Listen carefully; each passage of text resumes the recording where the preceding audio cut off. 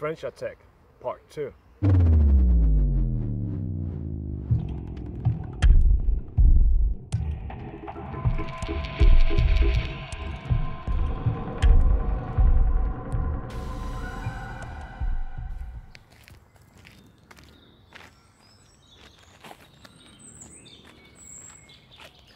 Hey everybody, as the intro says, Tarantula Tag Part 2.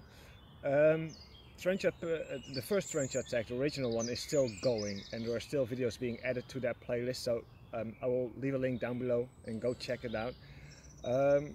This one is started by David over at Eeriearachnids, and these questions are a little bit more thought-provoking and a bit more about my personal opinions. So yeah, let's get started. Oh yeah, and I'm filming outside, as you can see and hear by all the birds probably. So we'll see how this goes, right? Question number 1. I did write them down because obviously I'm not carrying my laptop everywhere, and I'm filming with the phone, so I had to keep the questions somewhere.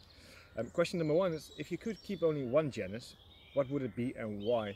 Now, this one is quite easy for me, and it's the Phimictopus, because there's a lot of species in the genus, and there's lots of different colors to them. You know, everybody thinks they're brown, and yes, the base color is brown, but they do have like purples and greens, blues, gold, and all kinds of sheens on the carapace and in the legs, and I really love them. And the other thing I really like about the Phimictopus is that they are a New World tarantula, so the venom isn't that potent, but they have the behavior every now and then of an Old World, or the character, standing their ground, giving trap poses. They're not afraid to bite. So yeah, those things combined to me make them very, very interesting. And if I could only keep one genus, Phimictopus for sure. Okay, question number 2. One piece of advice for new keepers. Now, my piece of advice for new keepers is not going to be only for new keepers really, but it's educate yourself. And of course, a lot of people are going to say that, get information and that kind of stuff. But don't believe everything you find on Google, and don't believe everything people tell you, not even if they say they got like 10 years experience in the hobby, because that doesn't mean anything. I mean, I've been keeping tarantulas for 6 years, and I will not call myself a experienced keeper. I only have experience with the tarantulas that I own, and my personal experience, yeah, I can share that, but not really much more than that. So, take what you find on Google, and take what you find, what you got told by people, mesh that up, do some more research, see if that adds up to what you already found out, and go from there, and take that as your base. That's really my biggest advice I guess I can give. So question number 3. One positive change in me I can relate to the hobby. Now, this is going to sound a little bit strange because I work as a waiter in a restaurant, but I am a little bit shy, and most of that is because I'm quite insecure, really, or used to be. Doing this, being in the hobby, gave me quite a lot of confidence in myself, in what I can do, in what people think about me, because I really thought people thought low about me. But whenever I go to shows and people come over to talk to me, and they are happy to see me, and that gave me a lot of confidence, and that also helps me in my job, obviously, because I have to work with people, and yeah. Plus, being in front of the camera, I never ever imagined me being in front of the camera. But then Tarantula Tag Part 1 came around, I started being in front of the camera, I got so many good comments, and that gave me even more confidence. So yeah, those are 2 positive changes really. Question number 3. Sorry, that was 3. Question number 4. what have I regretted buying and not buying? What I've regretted buying has to be my Harpactira cafferiana female. It was a subadult female, and she would be a mature female after the molt, and she molted and she died. I had her for 10 days in my care, and she was 250 euros, which is about $300, and she died, and that really sucks. So that's my biggest regret in buying, really. My biggest regret in not buying is going to be a Eeriearachnids species yellow adult female. They are kind of like the Eeriearachnids species red, as docile as they are, but they got some yellowed hairs and not red. And they were quite expensive, but now I regret not buying her because you don't see them all that often. It's the only time I've seen one so far. So yeah, that's my biggest regret.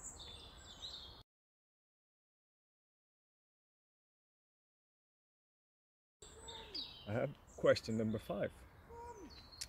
I'm sorry, somebody walked past. Question number 5. My favorite and least favorite thing about the hobby. My most favorite thing about this hobby, a lot of people are going to say the community, and yes, I love the community, but to me personally, it's the fact that it keeps me busy, it keeps me entertained, and I need to explain that because I'm the kind of person that can watch a movie and halfway be like meh, and get completely bored with the movie, even though it's a good movie. And I never experienced that with my tarantulas. When I'm working with my tarantulas, I'm into it, I'm interested. You know, so that's one thing. That's the thing my favorite thing really. Feeding them, watering them. It keeps me busy and keeps me entertained, and it keeps my attention. So yeah, my least favorite thing about the hobby would be the know-it-alls, the people who think they know it all, say they know it all, and actually do not know anything, or do know a lot, but always just bash on people that do not know certain things, and without giving them information, without helping them, and just put just to bash them, really. That's it. I can't find any other reason why people that have knowledge would bash on people without giving information. The only reason you do that is to bash on people, and that's my least favorite thing about the hobby, really.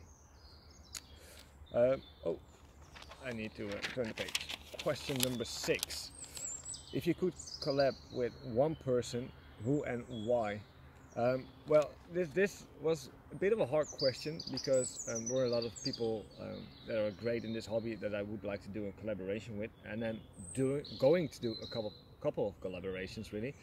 I'm going to do one with Spidey V, Victor, and me and David over at Eeriearachnids have talked about doing a collaboration, and we're going to do one. And Tarantula and I also have talked about a collaboration after my first Tarantula Tag video. So those 3 are 3 collaborations I'm really looking forward to. And the one I would really like to do a collaboration with, as an answer to this question, is Boxingboa, Jay. And why is that he's a great guy. You know, he's always positive and always spreading the love, and he's about everything that's good, and yeah, that's really what I like about him. And he's got a great collection, and not only of tarantulas but also snakes. And yeah, I would love to do a collaboration with Jay. So there you have it. Question number 7. Thoughts on handling. I don't really have a thought about handling. I mean, it's your tarantula. The only thing I want to express about it is keep it safe for the tarantula. I don't even care if you get bit, really. I don't. As long as you don't drop the tarantula when you do get bit. You know, if you choose to handle your tarantula, take it out of its enclosure, its home, its safe haven, for your pleasure, to have it on your hands. I don't care if you get bit, as long as the tarantula stays safe. Don't get me wrong, you know, if you're watering your tarantulas, or you're feeding them, or you're maintaining the cage, and you get bit, that's bad. And I feel for you, really I will. But if you get bit during handling because you take it out of its enclosure, it's your own fault, man. And yeah, I don't really care about that as long as the tarantula is safe. So yeah, that's my answer on that, really. It's probably not going to be a popular answer, but it's just coming straight from me. That's what I think. Question number 8. My biggest mistake. Now this is a bad one because I am a little bit ashamed of it. Eventually everything worked out, but I was either watering or feeding tarantulas, and it was during daytime, and that's something I don't ever do anymore, but it was during daytime, and my doorbell rang, and I placed the lid on the vial, the lid on the enclosure, and I opened the door, and 10 minutes later I came back and I saw the lid was not on the enclosure anymore, and I couldn't see the tarantula.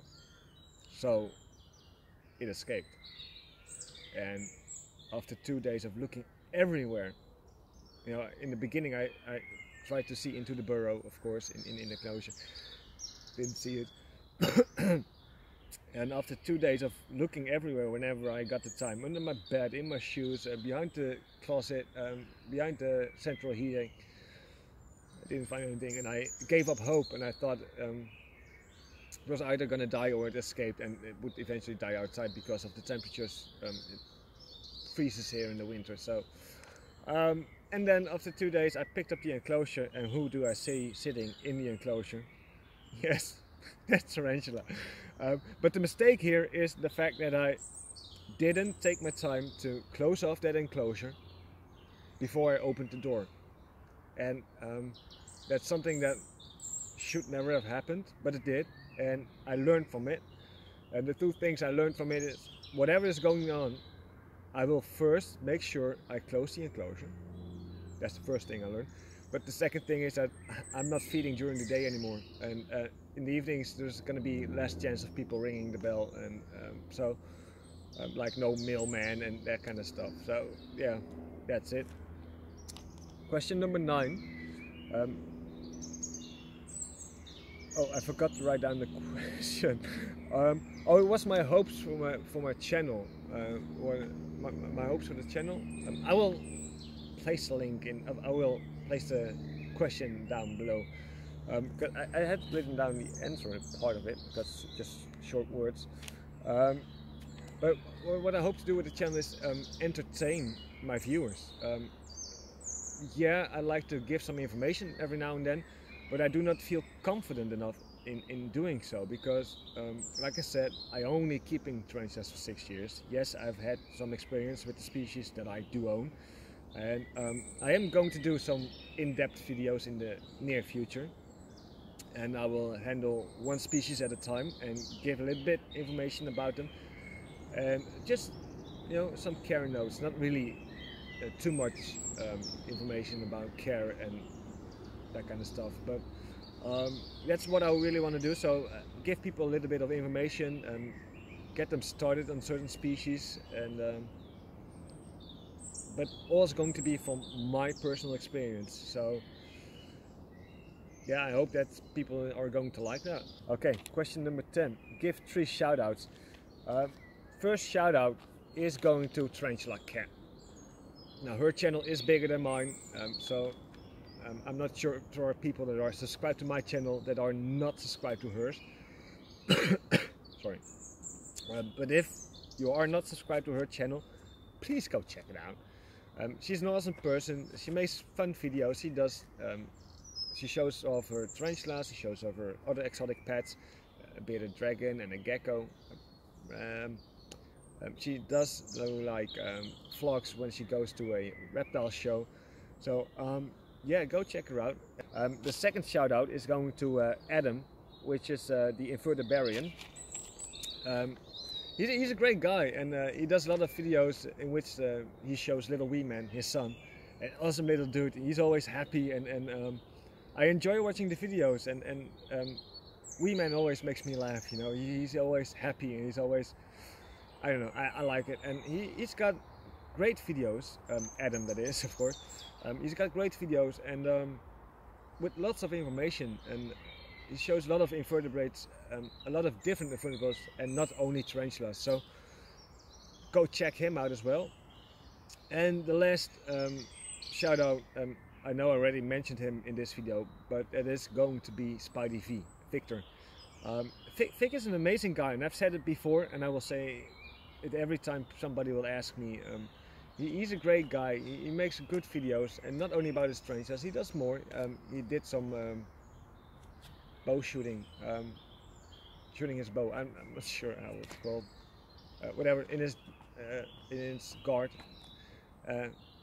Sorry. He did some bow shooting in his garden. He also shows other things. He had a snake skin near his house, so a wild snake shed there. Really cool. So go check him out and see what he has to offer you. Question 11. Show your favorite setup. Okay, I did not think about that question when I decided to go outside and film my Tarantula Tag. Okay, so the enclosure that I want to show you is this enclosure. It's the enclosure from Modus Anthropus balfouri, and I did like the way I set it up, because as you can see, there's a barrier made of cork, keeping some of the dirt on this side, so it was sloped, and I had some extra dirt on that side, so she had room to dig. And she was always, all the time, in that burrow you see right there. What she did do is she webbed up this entrance, and I will show you. She is right there, beautiful big adult female, and there where her leg is ending on the bottom of the screen, she made a second entrance slash exit, and she is using that, and she started webbing up all this area, and she is out and here a lot lately, but I do think she's in pre-molt, as she does not want to eat for a couple of weeks already. So I'm guessing she's in pre-molt, especially since the blues on the legs aren't really that vibrant, which would be a shame because she is a mated female, and I was actually hoping that she would make a good sack for me, but we'll see. If she does molt, and I will pair her up myself, I will go and look for a male and see if I can get her to make a sack for me then. So, but yeah, this is the enclosure, and I mainly like it because of all the webbing that she has done. So, yeah, but I guess the way I set it up had something to do with it as well. All right, let's go to question 12. Okay. Question number 12 is the question David asked me. So let's hear what David's got to ask me. One that constantly is always on my, always commenting on my videos, and that's Andrew from Andrew's Tarantulas. We are like kindred spirits. We're just like two of the same people, two peas in a pod. Everything about him is me, and everything about me is him. We just relate to each other really, really well. So, Andrew, my question is to you is, if you could go out into nature, and I don't know if this question was asked to you before, it may have been, but I probably should have watched your tag video to make sure you didn't answer this question, but I'm going to ask it to you anyway. If you could see any tarantula in situ, or basically in nature where they're actually from, what tarantula would that be and why? And don't tell me crap like, oh, I want to go to Brazil, so we're going to pick the LP. Pick something that's really, really intrigues you and you want to know more about it and more where it's from. Now, going to that country is a bonus, of course, but so yeah, answer that question for me, Andrew. And that's a very, very good question, David. No, it's not been asked me yet, and I really do like the question because it had me thinking for a while. And my answer is going to be any Chilobrachys species, really. And that's because my personal experience with the Chilobrachys, I've got a couple of them, and they all seem to behave different. Okay, none of them are the same species, but they all seem to behave different.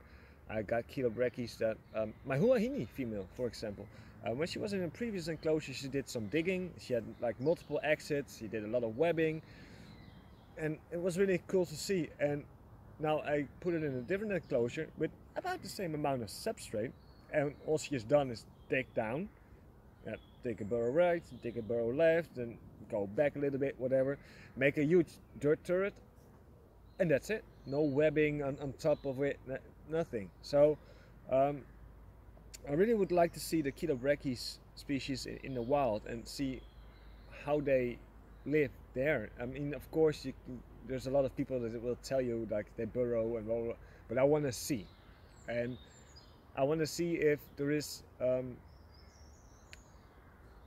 different kinds of that they set themselves up even within one species in the wild. What I also would like to do is find an abandoned burrow and then pour a modeling plaster, I believe it's called, in there, and then let it harden up, dig it out, and see what the burrow like really looks like. If it's just a tube like most Cereopachypus do, or is it like really an elaborate tunnel system? I would really like to know that. So yeah, that's my answer to that. I hope it satisfies your question and your curiosity. Now it's my time to tag somebody, and I'm going to tag Boxingboa. And Jay, my question to you, it's going to be a two-part question, really. But my question to you is, if there's anything about the hobby that you could change, what would it be? And how would you change it? Into what would you change it? Yeah. Now I know there is a question that asks you your least favorite thing about the hobby. You could want to change that, but like I said, I hate the know-it-alls, or not hate it, but it's my least favorite part about the hobby. But it isn't necessarily the part that I would want to change. What I would like to change in this hobby is to be able to send tarantulas to and order from the States, for example, because there is a lot of tarantulas that you guys can get, like Phaneropelmas, a lot of Phaneropelma species that I just can't find over here. A lot of Brachypelma species I just can't find over here. So yeah, that's something I would like to change. So just to give you an example of it doesn't have to be the thing you mentioned as your least favorite thing, that there could be something else that you would rather change. Yeah, Jay, good luck, and I hope to see your video soon. I hope everybody liked it. I hope you guys aren't offended by any of the answers, and stay tuned. My next video is going to be, believe it or not, another unboxing. This actually is a species I've been looking for a long time. I finally found it, so I just had to go for it. After that I will have a feeding video, and after that I'm finally going to do the rehouses I talked about like 3 videos ago. So yeah, thanks for watching. Stay tuned. Hope you guys liked it, and see you guys in the next.